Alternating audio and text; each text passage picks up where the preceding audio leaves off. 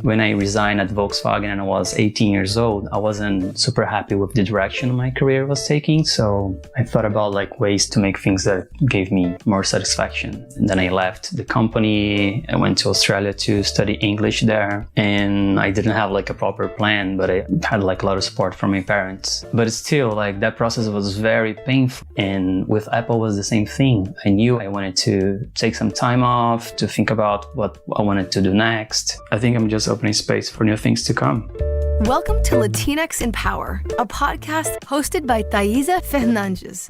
Welcome to Latinx in Power, a podcast with the goal of demystifying tech. The way we do that is by interviewing Latinx leaders all over the world to hear their perspective and insights. Today, we are talking with Leandro Senna. Senna and his partner were the first friends I made when I moved to San Francisco. He was a designer lead at Apple, where he worked for 7 years. Senna also has a huge experience in graphic design, working for agencies. In the beginning of his career, Senna worked at Volkswagen assembling cars when he was based in São Bernardo, Brazil. Welcome to Latinx in Power, Senna. Hi, Thaisa. It's a pleasure to be here. Thank you so much for the introduction and for the invite. I love what you're doing. It's really special. And I hope I can add and contribute somehow with your mission. I'm sure you will. So for today, we are talking about Sabbatical. This is a theme I wanted to bring to this podcast for a while. I feel our community doesn't talk much about it. For most of the time, this is a subject so far away from our reality.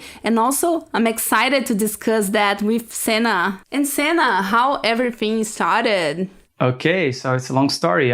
So I think my journey started in my city growing up in São Bernardo do Campo, which is a city close by São Paulo. And it started with my family, my dad and my mom. They were super hardworking and loving parents. They dedicated a lot of their time to me and to my siblings. And I think as I get older, I realize more and more how my parents are responsible for my success today, or how my parents are responsible for what I am today. Like most Brazilians, maybe Latin people, I grew up addicted to football or soccer, how they call it here. And I started playing seriously when I was around 7. And I think when you play a collective sport, you really learn how to be in a team, how to respect your teammates and your coaches. And you're constantly pushing and giving your best because it's a competition and you want to win. And you have schedules and a commitment to your friends and in your team, right? And I was pretty good at it. And I ended up getting scholarship and in private schools since I was 10 until I graduated college. I probably would not have money to pay for all of that. So this opportunity to get a nice education from soccer was very important to me and played a big part in my career, I think. But my professional career really started when I was 15. Maybe you can compare my city with Detroit here in the US. It's a blue-collar city with many car factories. My dad worked for Volkswagen about 40 years, which is super impressive by today's standards, right? And the factory had this apprentice program for kids of their employees. I kind of enrolled there and studied there for 2 years, every day from 8 to 5. I was learning something about the process involved in car production, like welding, electric, pneumatic,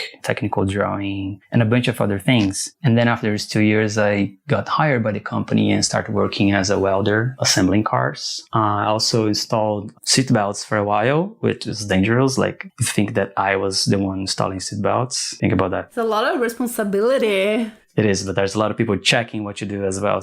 And during this time, I was going to high school during the night as well. So it was very tiring. When I was 18 years old, the company was going through a hard time. And because the union is super strong there, instead of mass layoffs, they offered money for employees who wanted to leave. So I think this is a turning point in my life. I think the phase I'm going through right now is very similar to this period of my life. It was a very painful moment.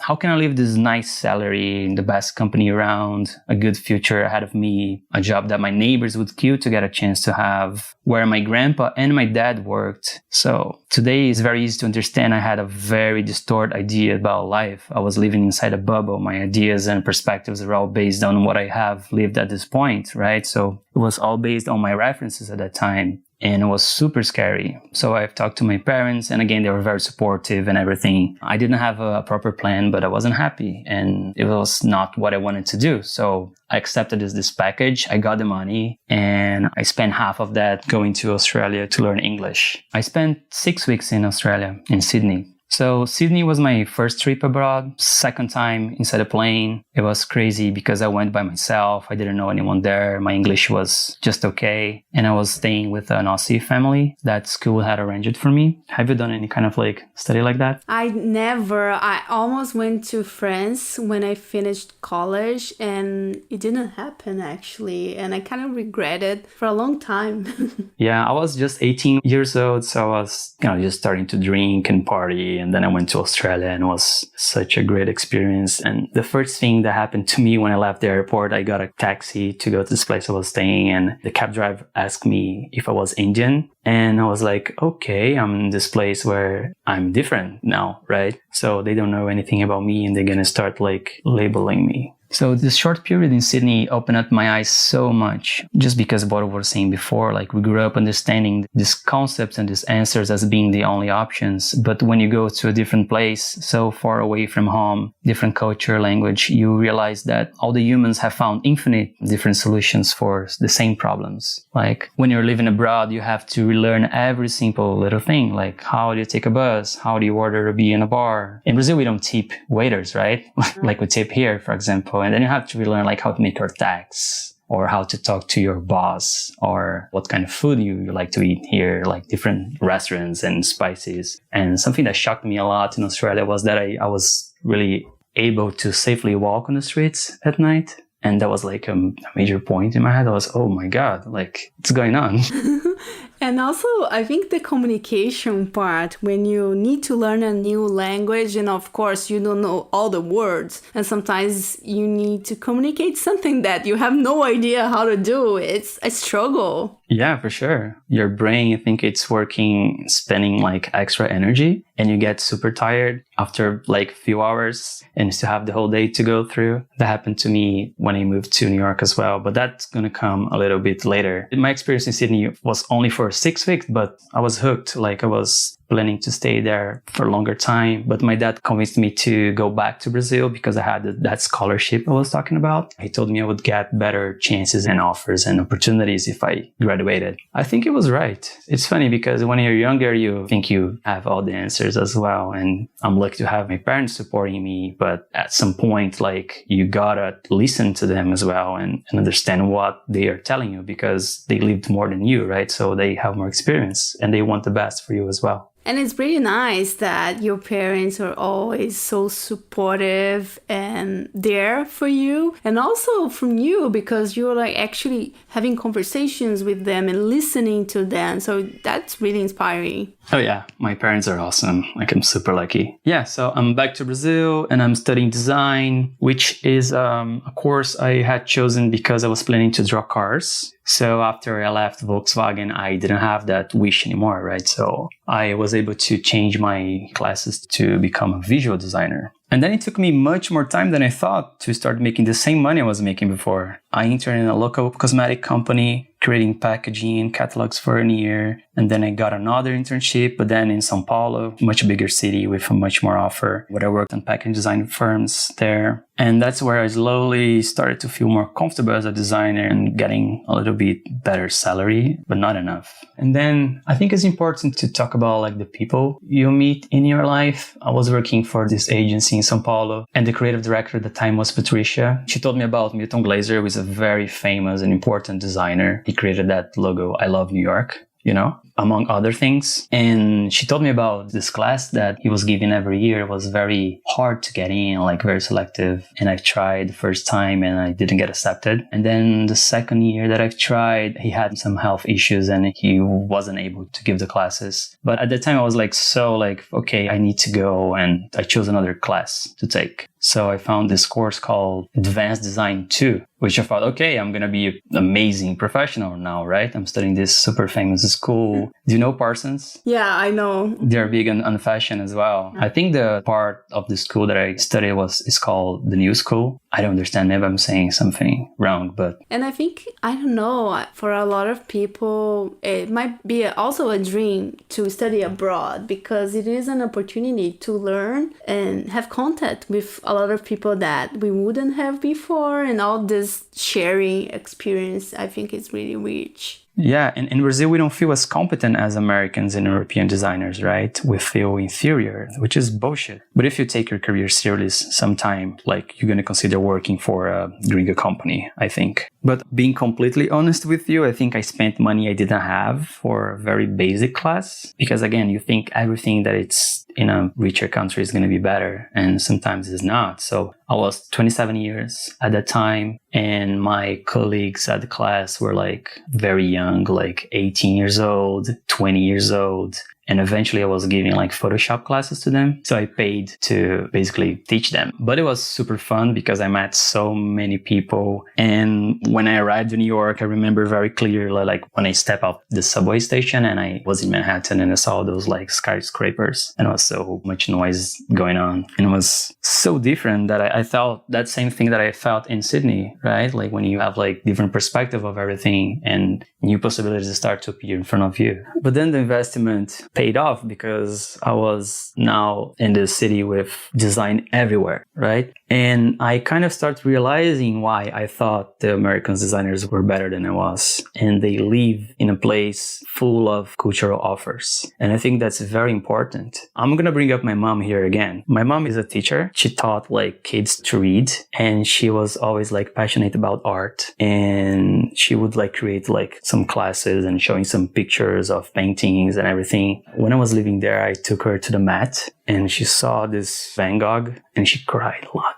because she worked with that image for so much time, showing to her kids, to her students. And it was there right in front of her, you know? And I remember like going to college in Brazil and talking about all these things, all these paintings, like art history and everything. But we don't have anything close to us. And then you go to these countries and it's still like kids going to the museum, right? It's very different. And I also met very interesting people. One of them was one of these teachers from this school. Like the classes were not super good, but this guy really made an impression of me. And he told me many times, you are good. Like you can stay here if you wanted. No, don't trust this guy. Like, don't worry about this. Like, everything's gonna work fine. You're too good. And I was like, okay, or maybe. And then I decided to stay. I started like looking for a job in New York, right? I decided to stay. Now I have to find this job. And then I started contacting some agencies and sending like a few of my works on their email and asking if they have a position for me. I ended up doing some interviews. I think I got like 3 offers, which was super cool, super happy. The first offer I got, I was like running around the apartment, screaming.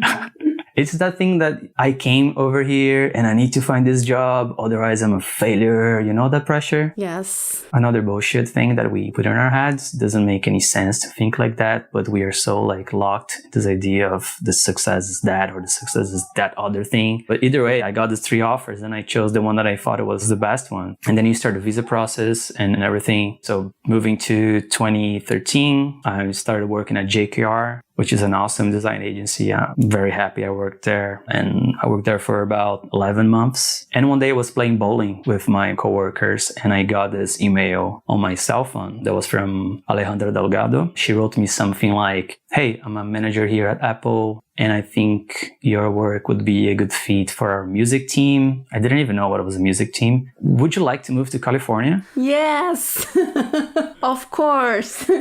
At that moment, I thought it was like a spam or someone like playing a trick on me. You don't believe that, right? Like think about when I was growing up, I never thought about working for Apple, just like something crazy. At the same time, I didn't want to move. I was just starting my life in New York. I didn't want to move to California. So I contacted my recruiter and he got me a few interviews in the week and I got another 3 offers in just 1 week. So I thought, okay, I think I can come back here anytime I want. I have a space here for me. So let's go to California.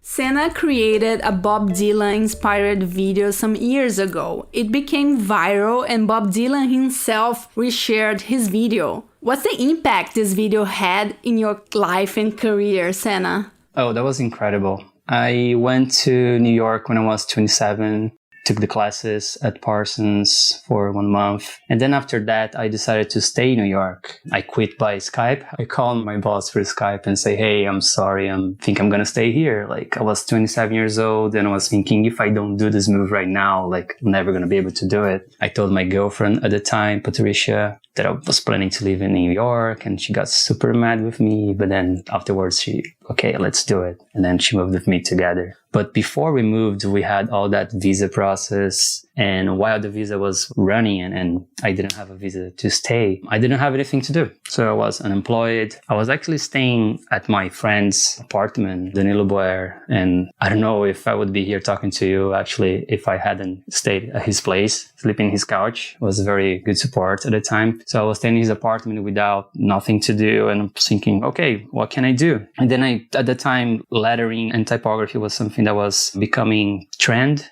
That was like 2012, and I decided to practice. So I was doing some research about some letters and trying to copy and create my own as well. And I was thinking, how can I practice this more? And then I came up with this idea of recreating the Bob Dylan cards. So yeah, there's this Bob Dylan song called Subterranean Homesick Blues. And I was listening to Bob Dylan all the time during that period. And he has a video where he's kind of like flipping cards with words while he's singing. So I thought, okay, I'm just going to recreate all the lyrics and I'm going to put in cards, and then maybe I can do something with that later. And then I started practicing at my friend's apartment, and that was the first time I actually played with typography. And for my surprise, it went pretty well. I uploaded on Vimeo, which was the only one that allowed me to do because YouTube had like those copyright infringements. So I uploaded on Vimeo, and like 1 or 2 days later, it got picked by the staff, got like kind of a badge, and it was featured on their homepage. The video gave me a lot of exposure. I wasn't expecting for that. I didn't create that for that. It was just like for practicing. So it was a surprise. It got more than 500,000 plays. And then eventually, like 3 or 4 years later, it was took out. I got a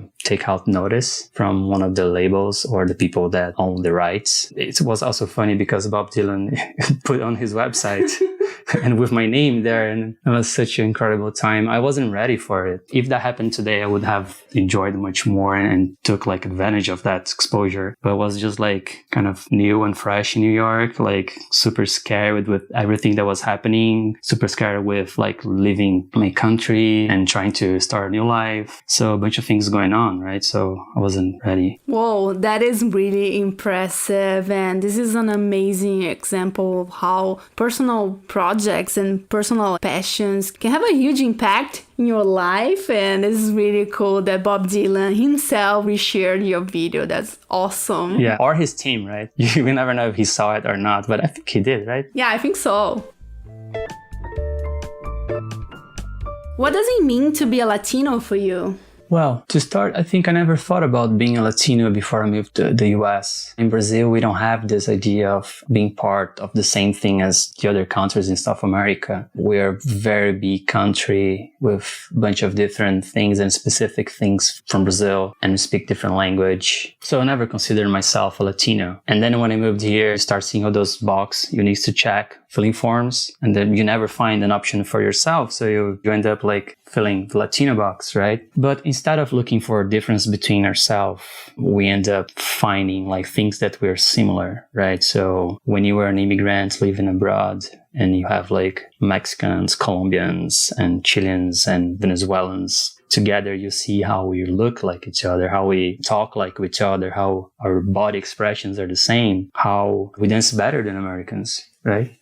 I think there's a lot of influence in music. We like to touch, we like to hug. And we also have like this history of colonization by Portugal and Spain that we share, right? So how our countries were created, how our society was formed was based on exploration, and different people came to our country and mix. I like that you brought those 2 points of the colonization and also the fact that we need to fit into different boxes. And from Brazilians, sometimes it's a little bit weird. To be sincere, I feel the same way. I discovered myself as a Latina only after I left Brazil. So that was really interesting. Yeah, people try to label us in so many ways. And another thing that I think about it, if I'm a Latino, right? Let's say I'm a Latino. but I'm a bunch of other things. And then you have Latinos that are something else. Like there's a combination of multiple things. Yeah, I agree. Sometimes it feels that you are only allowed to be one thing, which is Latino, Latina, or Latinx, which is not true. We are like a lot of things and they are all amazing, you know?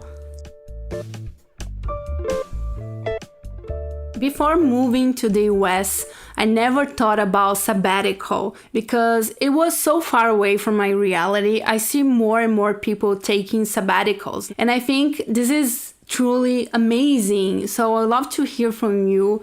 How was the process when decided to take a sabbatical? Yes, sure. So first, that's my story, right? So I'm not recommending anybody to do that based on my experience, and everybody needs to evaluate for themselves, like the position they are and how much risk they want to take. But that said, I've done that a few times in my life. When I resigned at Volkswagen and I was 18 years old, I wasn't super happy with the direction my career was taking. So I thought about like ways to make things that gave me more satisfaction. And then I left the company. I went to Australia to study English there. And I didn't have like a proper plan, but I had like a lot of support from my parents. But still, like that process was very painful. And I mean, like, and with Apple was the same thing. I knew I wanted to take some time off to think about what I wanted to do next. I was working there for 7 years already. It was only my second job here in the US. So there's so much more we can do and experience in our lives. So I was looking for different things.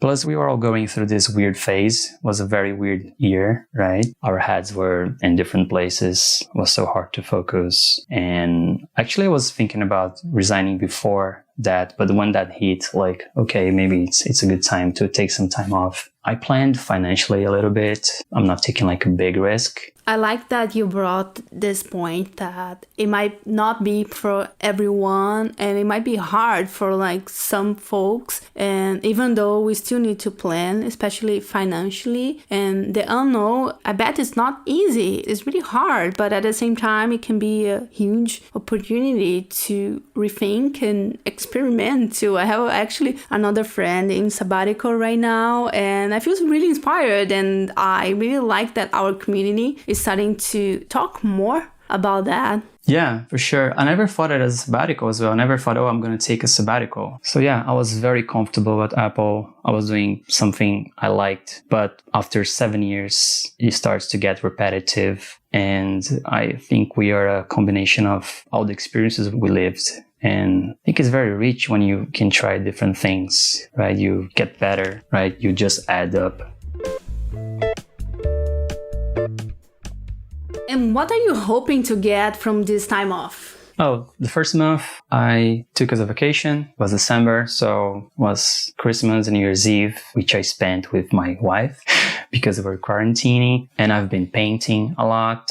I've been talking to a lot of people, engaging in conversation with random people actually to hear their experiences. I'm getting closer to some Brazilian designers now as well, understanding like their productions, how life is for them, and somehow like trying to understand myself as well through them, seeing all the options that I could go. Because when you are at work and you are so busy, you're running with all the things you have to do during your routine, all the meetings, you don't have really time to stop and think outside of that bubble, right? You are thinking everything through the perspective from your work. And then when you break this bubble and get outside, you are then able to realize like all this other potential things you could have done with this time, and things start to appear for you, you know, like you start talking to people and then you say, oh, I just left Apple. And then this person's going to say, oh, amazing. What you going to do next? And then I don't know what to answer. And then you start thinking about, so you think a lot in the shower.